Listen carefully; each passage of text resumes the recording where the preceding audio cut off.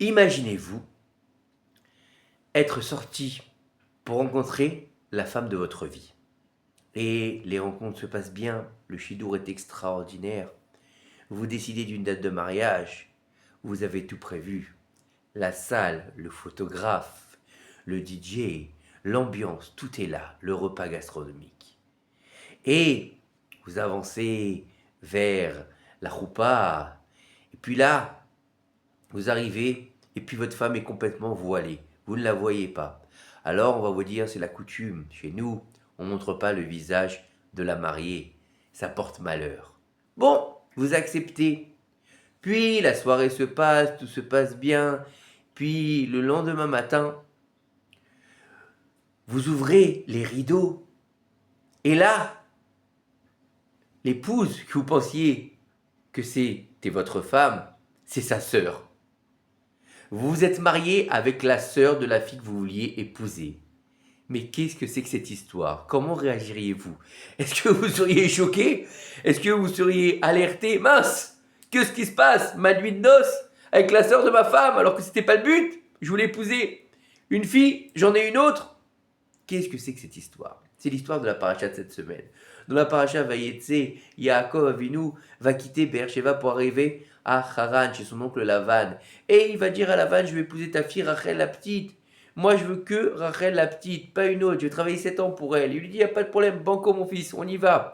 Et après 7 ans, le lendemain matin, il se retrouve avec Léa, sa sœur, mariée avec Léa. Qu'est-ce que c'est que cette histoire? Et Lavan, au lieu que ce qu'il lui dit, mais qu'est-ce que tu crois? Nous, on est des gens qui avons des principes. On ne marie pas la petite avant la grande. Donc, c'est normal que je t'ai donné la grande. Et donc, maintenant, si tu veux la petite, eh ben, il va falloir que tu travailles encore 7 ans. Et Yaakov, il dit, oui, banco. Mais un autre se serait énervé. Yaakov, il s'énerve pas. Yaakov, il dit, d'accord. Akol me et Hachem.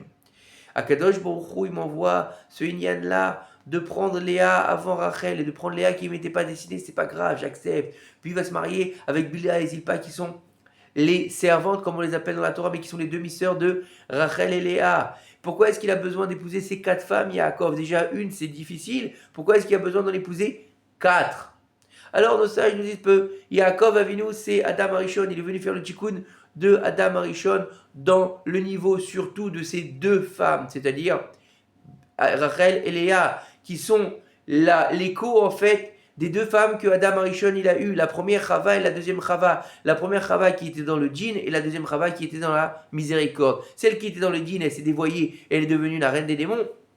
Et la deuxième, c'est devenue celle qu'on connaît, Chava dans la Torah, la mère de tous les vivants. Et donc il a dû faire en sorte qu'il va vouloir réparer, étant donné que lui c'est Adam Arishon, de réparer la première Chava et la deuxième Chava par Rachel et Léa. Mais qui plus est, il faut savoir que, mis à part le fait que on a des personnages, on a déjà expliqué que ces personnages-là représentent un niveau céleste. Et en fait, Rachel et Léa représentent un niveau extrême qui s'appelle la Shrina, la présence divine, comme on traduit en français. La présence divine, Rachel et Léa, quel rapport? Et bien en fait, il faut comprendre que pour qu'il y ait une émanation du divin sur terre, il faut qu'il y ait un récipient. Le récipient de la présence divine sur terre, il s'appelle Rachel et Léa, mais à 2 niveaux différents, puisqu'on a dit que Rachel et Léa, c'était des jumelles. Donc en fait, si elles sont jumelles, elles sont comme si elles étaient une seule chair. C'est pour ça qu'elles peuvent épouser le même homme. Parce qu'en fait, elles sont 2, mais elles ne valent en fait à la base qu'une seule.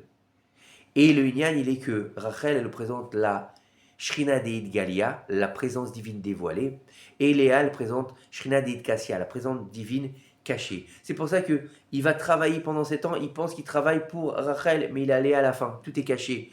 Il pense que il va, après épouser Rachel, il va l'épouser direct, hop, il n'y a pas de problème, rien n'est caché. Rachel, elle va être enterrée sur le chemin de Bethléem, là-bas, à l'extérieur, dehors.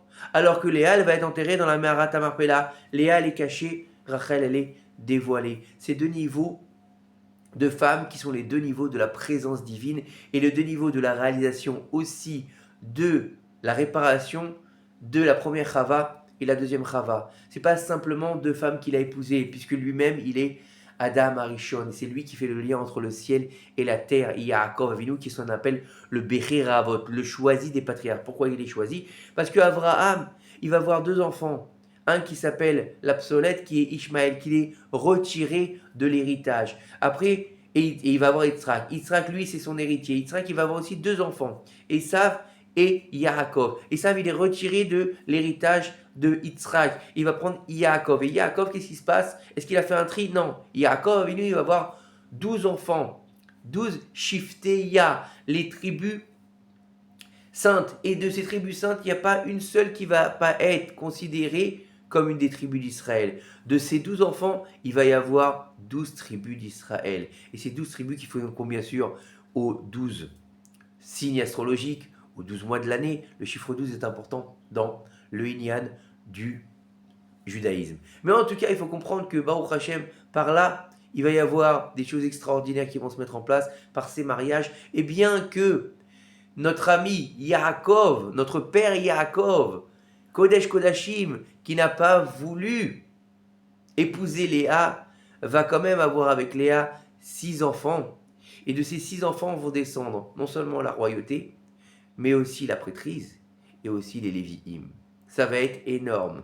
À partir de Lévi, il va descendre les Kohanim, et on sait que Yehuda, il va être le roi, il va descendre aussi les Nassis du peuple d'Israël, et c'est pour ça que Baruch Hashem, ça va être un énorme niveau, et c'est pour ça que Léa, qui va nommer ses enfants, elle va nommer le quatrième fils, elle va le nommer Yehuda. Elle va dire, parce que maintenant je peux faire une Oda'a à Kadosh Baruch Hu. Alors nos sages demandent pourquoi est-ce que maintenant pour le quatrième elle a remercié Kadosh Baruch Hu et pas pour le premier. Elle aurait dû, voilà, il me détestait mon mari, maintenant il s'est marié avec moi, j'ai eu un fils, Réhouven, voici un fils, il doit m'aimer.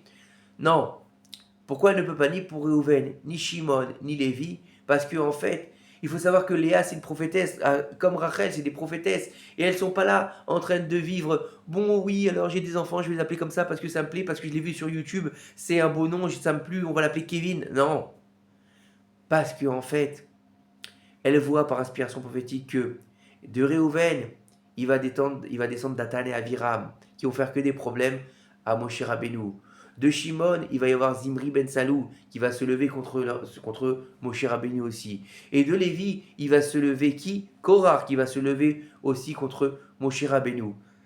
Le premier, le deuxième, le troisième, il aura une descendance qui va être Cholek al-Rabo, qui va être quelqu'un qui va se lever contre le maître incontesté du peuple d'Israël. Je ne peux pas remercier Hachem pour ça, c'est impossible. Je ne peux pas me dire que c'est bien que quelqu'un se lève contre le Rav. Non, le Manhig du peuple d'Israël, la colonne vertébrale du peuple d'Israël, c'est le tzaddik, c'est le Rav.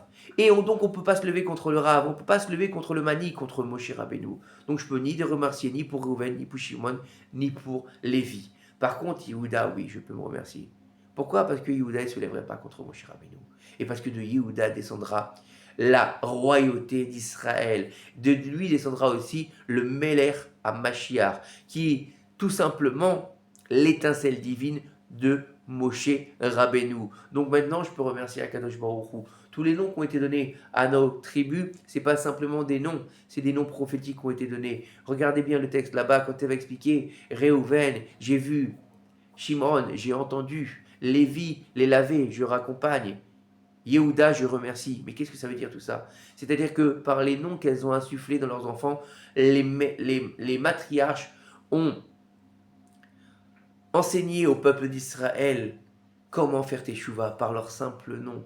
Gdushata Enaim, Gdushata Ozen, la sanctification des yeux, la sanctification des oreilles, la sanctification de Arnasat Ochim, la sanctification d'un bon cœur, et la Messirut Nefesh, etc. Elles l'ont ancré dans le nom de leur fils pour que nous-mêmes, après qui descendons de toutes ces tribus, nous puissions avoir en nous toutes ces vertus et nous puissions comprendre par le nom des 12 tribus le cheminement à effectuer pour atteindre la complétude et atteindre le service divin comme il se doit. Shabbat Shalom Uvorach, que ces quelques paroles de Torah nous aident à faire venir le Mashiach Bimra Bemnu. Amen qu'il est ratzon. Shabbat Shalom.